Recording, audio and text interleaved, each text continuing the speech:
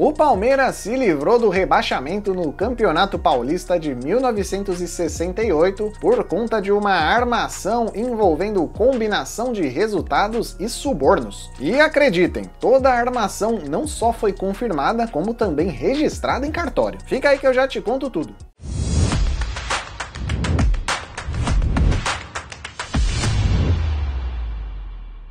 Em tempos de sites de apostas esportivas, as famosas bets pipocando para todo lado, é normal a gente ver notícias de jogador recebendo dinheiro para tomar cartão amarelo, para fazer gol contra, para cometer um pênalti, enfim, todo tipo de manipulação de resultado. Lá em 1968 não existiam sites de apostas, nem mesmo a internet existia, mas mesmo assim a combinação de resultados rolava solta e tudo era feito sem nenhum pudor. Esse foi o caso de uma polêmica combinação de resultados entre Palmeiras e Guarani no Campeonato Paulista de 1968. A combinação foi tão escrachada que foi até mesmo registrada em cartório, mostrando que ninguém tinha medo de tomar qualquer punição, numa época em que os regulamentos dos campeonatos nem sempre eram seguidos à risca. Como eu falei, toda a confusão rolou no Campeonato Paulista de 68. 14 times integravam o torneio e a fórmula de disputa era a seguinte: todos jogavam contra todos em turno e retorno e o time que fizesse o maior número de pontos era o campeão. O famoso campeonato por pontos corridos. O regulamento também previa que o último colocado seria rebaixado para a segunda divisão do Campeonato Paulista. O Paulistão era disputado no primeiro semestre do ano e o Palmeiras, além de jogar o Paulistão,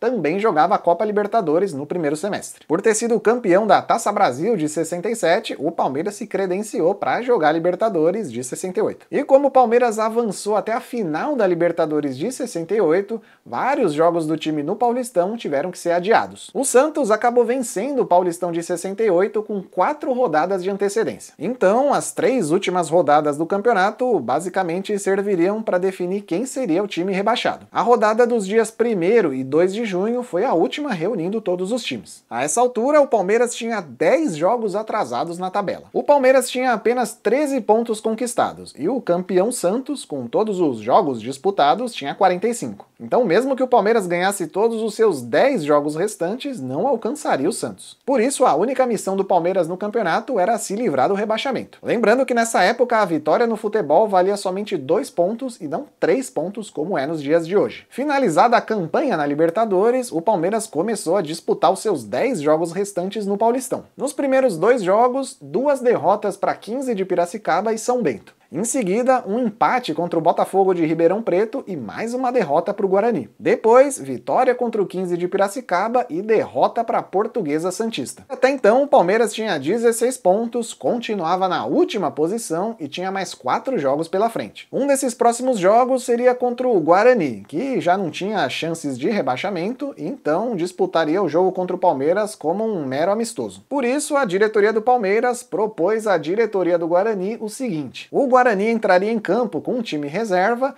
e, em troca, o Palmeiras cederia um jogador por empréstimo de graça para o Guarani. O acordo, inclusive, foi registrado em cartório. O Guarani se comprometeu a entrar em campo sem 12 jogadores considerados titulares. Já o Palmeiras, em outro documento, se comprometia a ceder por empréstimo ao Guarani o jogador Jair Bala, a partir de 1º de janeiro de 69 até o final do Paulistão de 69. Acordo firmado, o Palmeiras começou a disputar os 4 jogos restantes. Primeiro, um empate contra o Botafogo de Ribeirão Preto. Em seguida, bateu o América de Rio Preto por 2-0 fora de casa e respirou um pouco mais aliviado, ultrapassando o Comercial, justamente o adversário do último jogo do Palmeiras no campeonato. Mas antes do Comercial, o Palmeiras enfrentaria o Guarani. Em campo, o placar do jogo entre Palmeiras e Guarani ficou em 1-1, resultado que ainda não impedia matematicamente o rebaixamento palmeirense, já que o time chegava aos 20 pontos e empatava com Juventus e América. O último jogo do Palmeiras seria contra o Comercial, e se o Comercial vencesse, também chegaria aos 20 pontos e deixaria tudo embolado. Em algumas edições do Paulistão, nas décadas de 60, 70 e 80, em caso de empate no número de pontos na zona do rebaixamento, era disputado um jogo extra para definir quem seria rebaixado. Esse jogo ficou conhecido na época como o Rebolo, mas eu não encontrei informações oficiais se nessa edição do Paulistão de 68 esse esse jogo, chamado Rebolo, seria disputado em caso de empate do número de pontos nos times na zona de rebaixamento. No último jogo, o Comercial venceu o Palmeiras por 3-2 e também chegou aos 20 pontos, mas ficou na última colocação por ter o menor número de vitórias e um pior saldo de gols. Para aumentar ainda mais a confusão, o Guarani, que tinha empatado contra o Palmeiras em 1-1, perdeu os pontos do jogo por ter escalado um jogador de maneira irregular. Na época, cada time poderia escalar até 2 jogadores amadores por jogo, mas o Guarani colocou em campo 3 jogadores amadores, o Dante, o Lindóia e o Flamarion. E por isso o Guarani foi punido com a perda dos pontos, que automaticamente passaram para o Palmeiras. A promessa da escalação irregular dos atletas não foi registrada em cartório,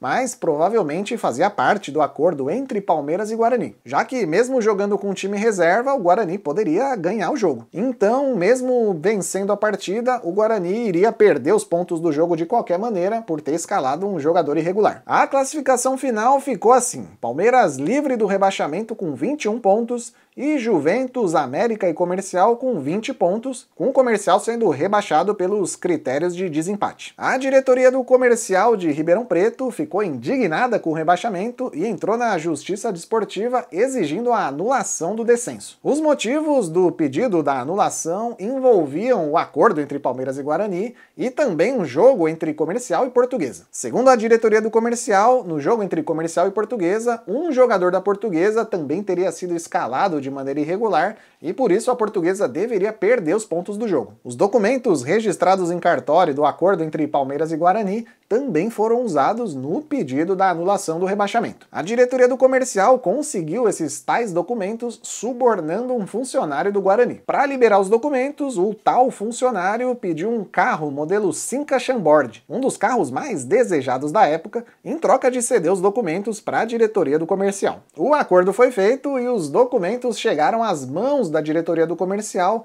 que tornaram os documentos públicos somente em 2011, publicando os documentos na revista comemorativa pelo centenário do Comercial. O Jair Bala, jogador envolvido ali no acordo entre Palmeiras e Guarani, acabou nunca jogando pelo Guarani. Ainda em 1968, ele foi vendido pelo Palmeiras ao 15 de Piracicaba, e por isso o Palmeiras pagou uma indenização ao Guarani de 50 mil cruzeiros. Os diretores do Comercial, na época, também conseguiram uma cópia do cheque pago pelo Palmeiras ao Guarani, mostrando que o pessoal lá do Comercial era bom em investigação. No fim das contas, o rebaixamento do Comercial no Paulistão de 68 foi cancelado. Mas a decisão da anulação do rebaixamento só saiu em 69, quando a edição de 69 do Paulistão já estava em andamento. Então, o Comercial só foi reintegrado à primeira divisão do Paulista em 1970. O Palmeiras e o Guarani nunca foram investigados e também nunca foram punidos pelo acordo entre os dois times. E toda essa confusão judicial causou o cancelamento do rebaixamento do Paulistão até a edição de 1977. Só em 78 é que os piores times do Paulistão voltaram a ser rebaixados. E você, conhecia essa história? Sabia que o Palmeiras já foi quase rebaixado no Paulistão?